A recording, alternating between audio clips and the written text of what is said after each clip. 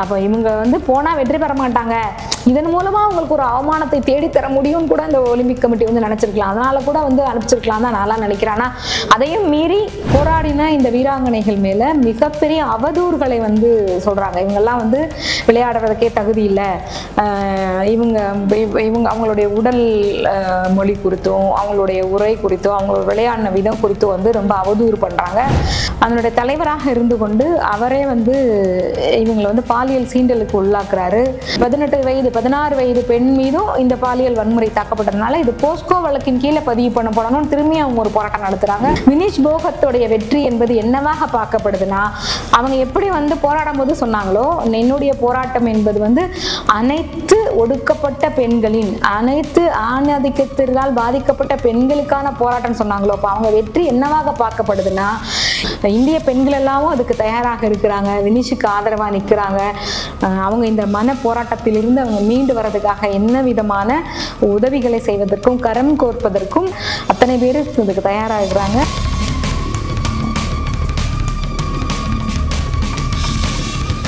மல்யுத்த வீராங்கனை வினிஷ் போகத் வந்து அவங்களுடைய 50 கிலோ எடைப்பிரிவில் வந்து ஒலிம்பிக்கில் மல்யுத்த போட்டியில் கலந்துக்கிறாங்க. 50 கிலோ விட 100 கிராம் அதிகமாக இருந்ததுனால அவங்க போட்டியிலிருந்து தகுதி நீக்கம் செய்யப்படுறாங்க. அதுக்கான காரணங்கள் என்ன, உண்மையிலேயே வந்து வினிஷ் போகத்தோட தவறு தானா, அது எடை கூடுதலுக்கான காரணம் என்ன அப்படின்ற விஷயங்களை தான் நம்ம இன்னைக்கு பார்க்க போகிறோம். கடந்த ஏப்ரல் மாதம் வந்து வினிஷ் போகத் வந்து ஒரு செய்தி சொல்கிறாங்க. இன்னைக்கு வந்து உலகம் முழுவதும் குறிப்பாக இந்தியா முழுவதும் வந்து எழுதி வச்சிருக்க பேர் என்னன்னா ஒலிம்பிக் இப்போ முடிவுக்கு வந்துருச்சு. ஆனாலும் ஒரு பேரும் அதற்கான காரணங்களும் இன்னைக்கு வரைக்கும் எதிரொலிச்சுக்கிட்டே இருக்குது. வினிஷ் போகத் அப்படின்ற அந்த பேர் கடந்த ஏப்ரல் மாதம் ஒலிம்பிக் இதுக்கான தேர்வுக்கு முன்னாடி வினிஷ் சொல்கிறாங்க, நான் அந்த ஒலிம்பிக் போட்டிக்கு தேர்வு செய்யப்படுவேனா என்னன்னு கூட எனக்கு தெரியாது, இங்கே வந்து அதற்கான மிகப்பெரிய சதி நடந்துட்டுருக்கு. இங்கே அந்த மல்யுத்த குழுவினுடைய முன்னாள் தலைவராக இருந்த பிரிஜ் போகன் சிங்கா இருக்கட்டும், இன்றைக்கு அவருடைய வலதுகையாக இருக்கவர் தான் இன்னைக்கு வந்து தலைவராக இருக்காரு, அவங்க எல்லாமே வந்து கட்டாயமாக என்னை வந்து ஒலிம்பிக்கில் கலந்துக்கிட விட மாட்டாங்க அப்படின்ற செய்தியை அவங்க வந்து சொல்கிறாங்க. வினிஷ் வந்து இந்தியாவுடைய தங்க மங்கையா இருந்திருக்காங்க. அவங்களுக்கு கேல் ரத்னா விருது வழங்கப்பட்டிருக்கு. பல்வேறு விருதுகள் வந்து நம்முடைய இந்திய அரசே வந்து அவங்களுக்கு வழங்கி இருக்கிற நிலையில ஏன் அந்த செய்தியை அவங்க சொல்றாங்க அப்படின்னா, இந்திய மல்யுத்த அந்த அமைப்பினுடைய தலைவர் பிரிஜ்போ மேல வந்து வினிஷ் போகத் அவங்க உட்பட 7 பேர், அதில் ஒரு மைனர் பெண்ணும் ஒருத்தவங்க இருக்காங்க. அவங்க வந்து பாலியல் சீண்டல் காரணமான ஒரு வழக்கு அவங்க மேலே வந்து தொடுக்கிறாங்க. அவர் வந்து தங்களை வந்து கிட்டத்தட்ட அவங்க எல்லாருமே வந்து மல்யுத்த வீராங்கனைகள் தான். அதனுடைய தலைவராக இருந்து கொண்டு அவரே வந்து இவங்களை வந்து பாலியல் சீண்டலுக்கு உள்ளாக்குறாரு, பாலியல் வன்முறை இவங்க மேலே நிகழ்த்துறாரு. அதற்கு எதிரான ஒரு போராட்டத்தை இவர்கள் தொடர்றாங்க. அவர் மீது சட்டப்படியான ஒரு நடவடிக்கை எடுக்கணும் தான் கேட்குறாங்க. வேற எதுவும் உடனே அவரை தண்டனைக்குள்ளாக்கணும். அவர் வந்து பாஜக கட்சியினுடைய தலைவர், பாஜக கட்சியினுடைய எம்பி, அந்த நிலையில அவங்க என்ன கேட்குறாங்கன்னா, எங்களுக்கு வந்து சட்டப்படியான ஒரு நடவடிக்கை எடுக்கணும், நாங்கள் வந்து பாலியல் தாக்குதலுக்கு உள்ளாகி இருக்கோம் அப்படின்னு ஒரு கோரிக்கை முன்வைக்கிறாங்க. அந்த கோரிக்கையை மத்திய அரசு வந்து எந்த அளவுலையும் வந்து செவிசாய்க்க மறுக்குது. தொடர்ந்து வந்து அவர் தான் வந்து அந்த குழுவினுடைய தலைவராகவும் இருக்கிறார். அதற்கு அடுத்து மிகப்பெரிய போராட்டம் நடக்குது. திருப்பி உச்ச நீதிமன்றத்தினுடைய அறிவுறுத்தலுக்கு அப்புறம் தான் வழக்கே வந்து பதிவு பண்றாங்க. அந்த வழக்குலையும் வந்து சாதாரணமான ஒரு வழக்கு தான், அத்துமீறல் அப்படின்ற மாதிரி தான் வந்து வழக்கு எஃப்ஐஆர் வந்து போடுறாங்க. திருப்பி அதுக்கு இவர்கள் போராடுறாங்க, இல்லை இது சாதாரண அத்துமீறல் இல்லை, ஒரு பாலியல் வன்முறை இங்க நடந்திருக்குன்னு. அது மட்டும் இல்ல, 18 வயது 16 வயது பெண் மீதும் இந்த பாலியல் வன்முறை தாக்கப்பட்டதுனால இது போஸ்கோ வழக்கின் கீழே பதிவு பண்ணப்படணும் திரும்பி அவங்க ஒரு போராட்டம் நடத்துறாங்க. அந்த போராட்டத்தின் அடிப்படையில தான் திரும்பி போஸ்கோ வழக்காக இந்த வழக்கு வந்து பதிவு செய்யப்படுது. அது மட்டும் இல்லாம போராடின இந்த வீராங்கனைகள் மேல மிகப்பெரிய அவதூறுகளை வந்து சொல்றாங்க. இவங்கெல்லாம் வந்து விளையாடுறதுக்கே தகுதி இல்லை, இவங்க அவங்களுடைய உடல் மொழி குறித்தும் அவங்களுடைய உரை குறித்தும் அவங்களோட விளையாடின விதம் குறித்தும் வந்து ரொம்ப அவதூறு பண்றாங்க. பிரிஜ்பூஷன் சிங்குக்கு எதிராக இன்னொருத்தர் வந்து தலைமை பதவிக்கு வரணும்னு ஆசைப்படுறாரு, அவருடைய தூண்டுதலின் பேர் தான் இவங்க இதை செய்யறாங்க அப்படின்னு சொல்லிட்டு இந்தியாவுடைய எப்பெல்லாம் வந்து பெண்கள் தங்கள் மீது ஒரு பாலியல் வன்கொடுமை பாலியல் அச்சுறுத்தல் நிகழ்த்தப்படுதுன்னு சொல்லும் போதோ அப்பெல்லாம் அவங்களுக்கு எதிரான மிகப்பெரிய ஒரு அவதூறை கிளப்பி தான் இதை மூடி மறைக்கிறதுக்கு தான் வந்து எந்த அரசு, அது மாநில அரசாக இருந்தாலும் சரிதான், இந்திய ஒன்றிய அரசாக இருந்தாலும் சரிதான், இது வரைக்கும் அப்படியான ஒரு போக்கு தான் நடந்திருக்கு. அதே தான் நம்ம இங்கேயும் பார்த்தோம். அதையெல்லாம் மீறி தான் இவங்க வந்து போராடினாங்க. இந்த போராட்டத்தின் காலகட்டமாகவே அவங்களுக்கு வந்து கிட்டத்தட்ட 8-9 மாதங்கள் வந்து போயிடுச்சு. இப்போ ஒலிம்பிக் போட்டிக்கு தன்னை தகுதிப்படுத்திக்கிறதுக்கு, தன்னை பயிற்சி எடுத்துக்கிறதுக்கான ஒரு கால அவகாசமோ மனோநிலை கூட இல்லை. ஒரே நாள்ல வந்து 3 போட்டி நடக்குது, தகுதி சுற்று, அதுக்கப்புறம் கால் இறுதி போட்டி, அதுக்கப்புறம் அரையிறுதி போட்டி. எல்லாத்துலயுமே அவங்க வந்து மிக தீரமாகவும் வீரமாகவும் தன்னை வெளிப்படுத்துறாங்க.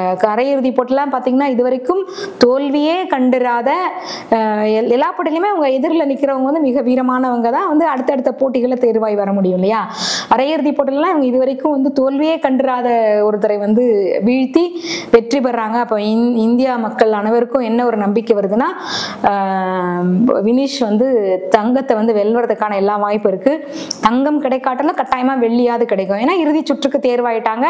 இறுதி சுற்றுல வந்து அமெரிக்க விளையாட்டு வீராங்கனையும் நம்மளுடைய வினிஷும் போட்டி போடுற ஒரு இடத்துல தங்கம் அல்லது வெள்ளி அப்படின்றது உறுதியாயிடுச்சுன்றதுனால மக்கள்லாம் அவ்வளவு சந்தோஷப்படுறாங்க. வழக்கமாகவே ஒலிம்பிக் போட்டியில இந்திய நாட்டு விளையாட்டு வீரர்கள் வெற்றி அடையும் போது நம்ம சந்தோஷப்படுவோம். வினிஷ் போகத்தோடைய வெற்றி என்பது என்னவாக பார்க்கப்படுதுன்னா, அவங்க எப்படி வந்து போராடும் போது சொன்னாங்களோ, என்னுடைய போராட்டம் என்பது வந்து அனைத்து ஒடுக்கப்பட்ட பெண்களின், அனைத்து ஆணாதிக்கத்தினால் பாதிக்கப்பட்ட பெண்களுக்கான போராட்டம் சொன்னாங்களோ, அப்ப அவங்க வெற்றி என்னவாக பார்க்கப்படுதுன்னா, இங்க இருக்கக்கூடிய பிரித்பூஷனுக்கு எதிரான ஒரு வெற்றியாக, இங்க இருக்கக்கூடிய ஆணாதிக்கத்திற்கு எதிரான வெற்றியாக, இங்க இருக்கக்கூடிய அனைத்து ஒடுக்கப்பட்ட பெண்களின் வெற்றியாக, அனைத்து மல்யுத்த வீராங்கனை பெண்களினுடைய வெற்றியாக பார்க்கப்படுறதுனால மிகப்பெரிய அளவுல அது வந்து மகிழ்ச்சி அடைகிறாங்க. உலகமெங்கும் அதற்கான வாழ்த்து செய்தி நடக்குது.